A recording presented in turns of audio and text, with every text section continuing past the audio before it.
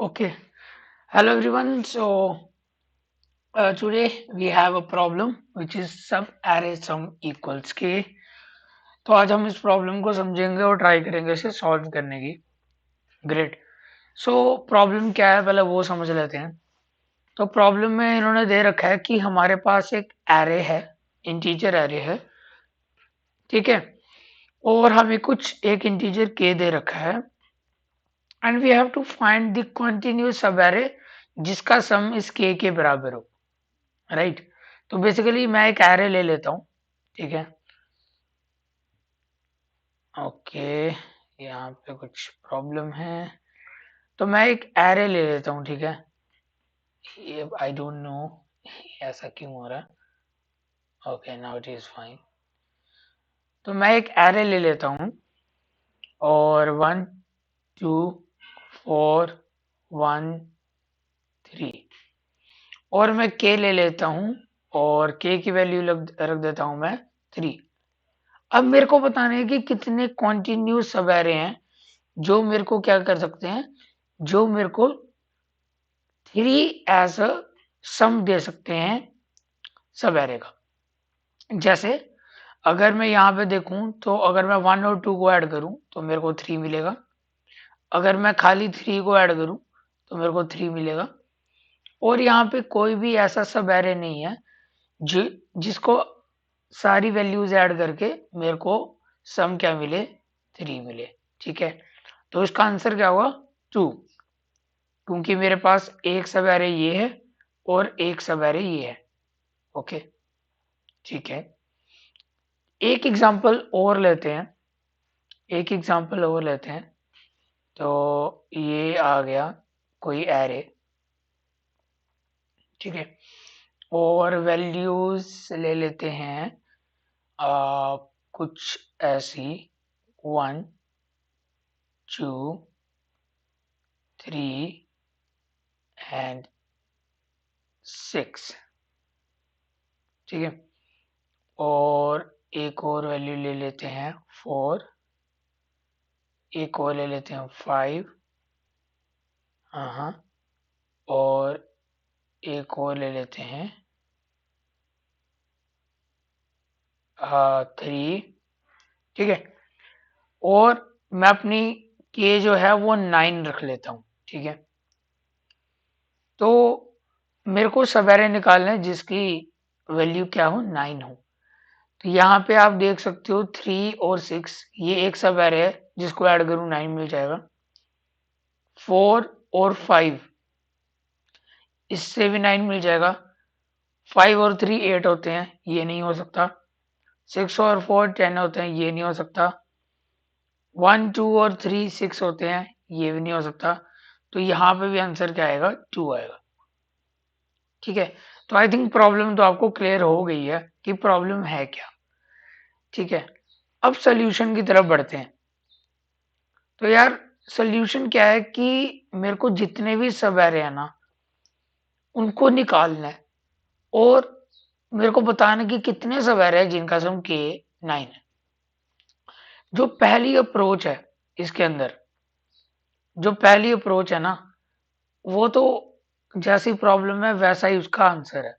क्या हम क्या करेंगे, इस पूरे के पूरे एरे के सब एरे निकाल देंगे, ठीक है।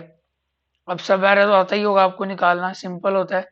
एक पॉइंटर यहाँ रखना है, एक पॉइंटर यहाँ रखना है, फिर इस पॉइंटर को बढ़ाते रहना है, बढ़ाते रहना है। एक बार पूरी इटरेशन करनी है, फिर इस पॉइंटर को आगे करना है और फिर बढ़ाते रहना है। तो आपको इस तरीके से सारे सारे सब एरे मिल जाएंगे। और सारे के सारे सब एरे के बाद आपको उन सारे सब एरे में चेक करना है, उनका सम निकालना है और चेक करना है कितने सब एरे हैं जिनका सम 9 है, ठीक है। और उनको काउंट करके आपको रिटर्न कर देना है, ठीक है। तो आप क्या कर दोगे, काउंट को रिटर्न कर दोगे। लेकिन अगर आप ये वाली अप्रोच ट्राई करोगे ना, तो ये ऑप्टिमाइज अप्रोच नहीं है, क्योंकि सब एरे में निकालने में आपको एन स्क्वायर लग जाएगा, है ना। फिर आप उस एन स्क्वायर को फिर से आइटरेट करोगे और सम निकालोगे और देखोगे कि कितने सम है जिनका जो मतलब वैल्यू है वो 9 है, and then you return the count. That is not an optimise approach, right. चलो देखते हैं इसे हम ऑप्टिमाइज कैसे कर सकते हैं। ठीक है, तो जब भी हम बात करते हैं ना ऑप्टिमाइजेशन की, तो ऑप्टिमाइजेशन हम हमेशा अपनी ब्रूट फोर्स से ही करते हैं, जो हमने पहले अप्रोच लगा रखी है उससे ही कर रहे हैं। ठीक है, थोड़ा प्रॉब्लम को डीप इनसाइड जाके समझते हैं। तो एक्चुअली जो सब एरे है ना, खेल तो इसका है सारा। सब एरे का क्या मतलब है कि बेसिकली अगर मेरे को इतना बड़ा कोई एरे है ना, तो मेरे को सब एरे कोई बीच में इधर से इधर भी मिल सकता है जिसका आंसर के हो, या इधर से इतना सा पार्ट भी हो सकता है कॉन्टिन्यूस पार्ट जिसका आंसर के हो। तो बेसिकली यहाँ पे दिक्कत ये आ रही है कि अगेन एंड अगेन अगर मैं यहां से यहां तक ऐड करता हूं, अगर मैं यहां से यहां तक ऐड करता हूं, तो इस पॉइंट ऑफ टाइम के अंदर मेरे पास जो आंसर है वो क्या है, यहां से लेके यहां तक जितनी भी वैल्यूज हैं इन सब का सब मेरे पास है। ठीक है, लेकिन क्या पता ऐसा हो कि मेरे को पीछे वाली कुछ वैल्यूज को कंसीडर ना करना हो, सिर्फ इन्हीं दो वैल्यूज को कंसीडर करना हो और मेरा आंसर आ जाए, जो कि देखने को भी मिल रहा है। समझ रहे हो मेरा कहने का मतलब? एक बार मैं फिर समझाता हूं। मैंने कहा कि आप सब एरे निकालते हो, कैसे निकालोगे? आप एक पॉइंटर यहां रखोगे, एक यहां रखोगे, इन दोनों का ऐड करोगे तो यहां तक के सब एरे का सम कितना आ गया? 3, है ना? फिर आप इस वाले पॉइंटर को आगे लोगे और फिर इसको चेक करोगे और इसका सम आ जाएगा 6। ठीक है, फिर आप यहां जाओगे तो इसका आ जाएगा क्या? 12। फिर आगे जाओगे फिर क्या आ जाएगा? 16।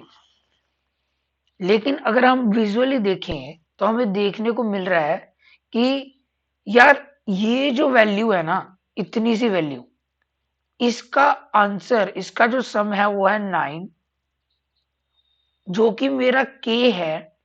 तो यार मेरे को ये वाला आंसर लेने के लिए बेसिकली इस पॉइंटर को यहां रख के फुल आइट्रेशन करनी पड़ेगी, फिर इस पॉइंटर को आगे करके फुल आइट्रेशन करनी पड़ेगी, देन इस पॉइंटर को आगे करके फुल आइट्रेशन करनी पड़ेगी। तो मतलब इस सोल्यूशन तक पहुंचने के लिए यू कैन सी कि हम कितना सारा काम कर रहे हैं। इस काम को क्या हम मिनिमाइज कर सकते हैं? ऑब्वियसली कर सकते हैं, लेकिन थोड़ा सा अगर आप मेरे साथ पेशेंसी दिखाएं तो मैं इस चीज को आपको बता रहा हूं, बताता हूं कि क्या मेरे कहने का मतलब है। ठीक है, तो यार इधर से लेके जब आप यहां तक जा रहे थे तो आपको ये पूरा का पूरा इसका आंसर मिल गया। तो बेसिकली ये आपका एक एरे था। ठीक है, आपने यहां से लेके यहां तक, यहां से लेके यहां तक का जो सम है उसे कहीं स्टोर करा दिया, बट हमें दिख रहा है कि हमारा आंसर जो है वो यहां से लेके यहां तक है। लेट्स सपोज इस वाले पार्ट को अगर हम निकाल दें, है ना, इस वाले पार्ट को अगर हम निकाल दें तो हमें ये वाली चीज मिल जाती है। ओके, तो बेसिकली देखा जाए ये वाला जो आंसर वाला पार्ट है इसकी वैल्यू ऑलवेज क्या होगी? कि, है ना, क्योंकि हमें वो सब एरे निकालने हैं जिसकी जो सम की वैल्यू है वो क्या हो? के।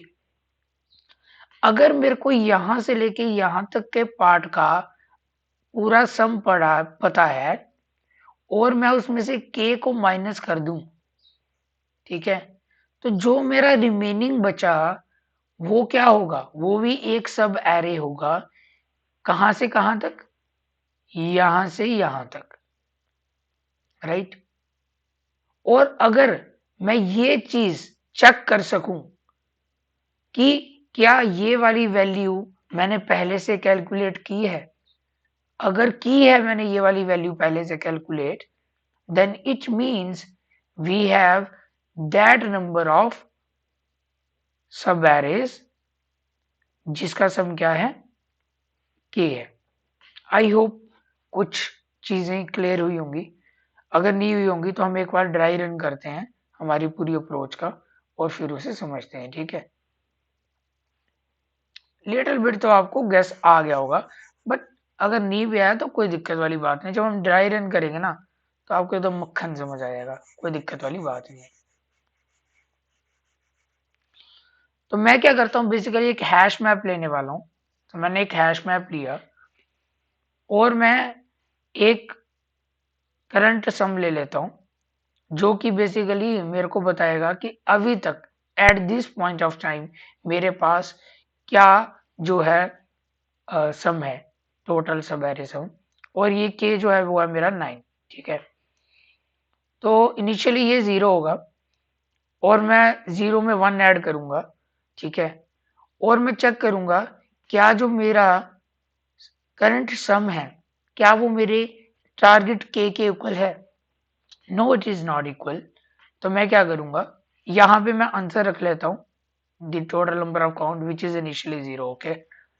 तो 1 जो है वो 9 के इक्वल नहीं है, तो मैं इसको हैश मैप में स्टोर करा लेता हूँ और इसकी फ्रीक्वेंसी सेट कर देता हूँ 1। फिर मैं आगे जाऊंगा और मैं इस 2 को करंट सम के अंदर ऐड करूंगा और मैं चेक करूंगा कि क्या 2 + 1 विच इज 3 मेरे 9 के इक्वल है। No, right. और मैं साथ में एक चीज और चेक करूंगा, क्या कि अगर इतने का सब एरे का सम मेरा 3 है और अगर मैं उसमें से अपना k माइनस कर दूं विच इज 9, तो क्या मेरे पास -6 सब एरे सम पहले कहीं मिला है मेरे को हैश मैप में? नहीं मिला है। तो मैं कुछ नहीं कर सकता फिलहाल के लिए। I will store 3 inside it as its frequency 1। I will update this as 3।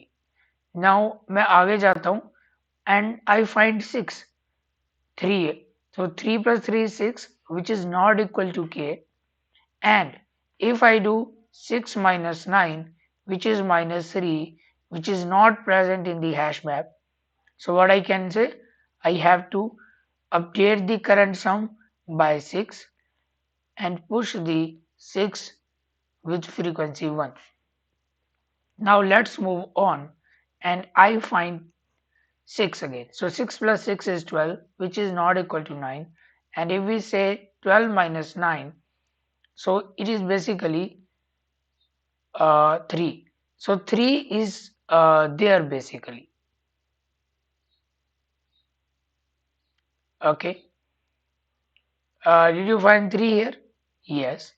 So basically you can see कि मेरे पास ये 3 है जो हमें दिख रहा है, and this is 6, and if I remove this part, right,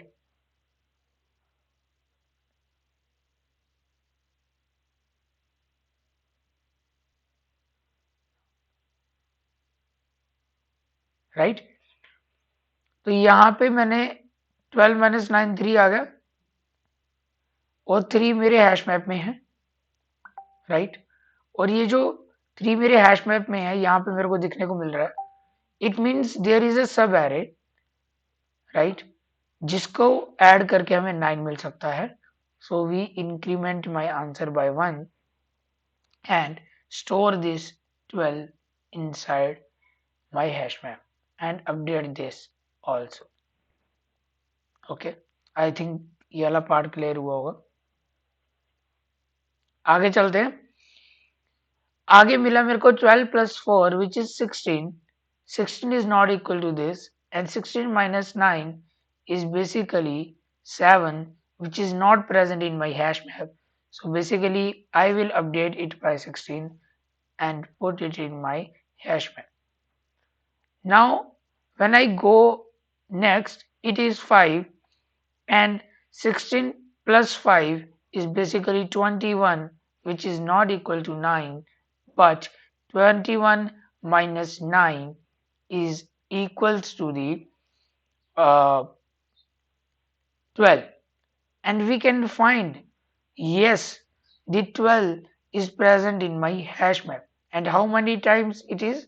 It is one time. So You can see that we have 4 and 5 over here. If we remove the previous this thing, which is 6 plus 3 plus 2 plus 1, which is 12, and already this subarray we get.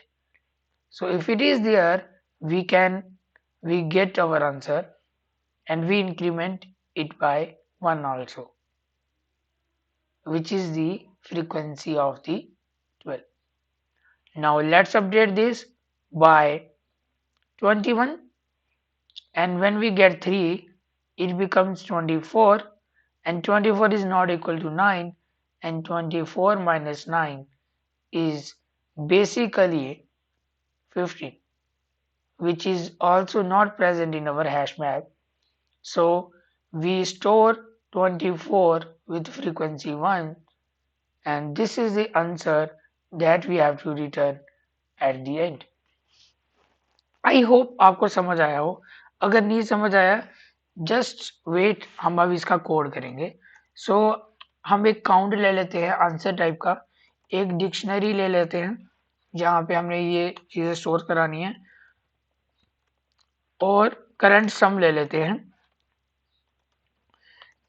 हम क्या करेंगे, हम अपने array से iterate करेंगे और हम check करेंगे सबसे पहले जो मेरा करंट सम है, अगर मैं इसके अंदर आई डालूं तो क्या ये मेरे के इक्वल है.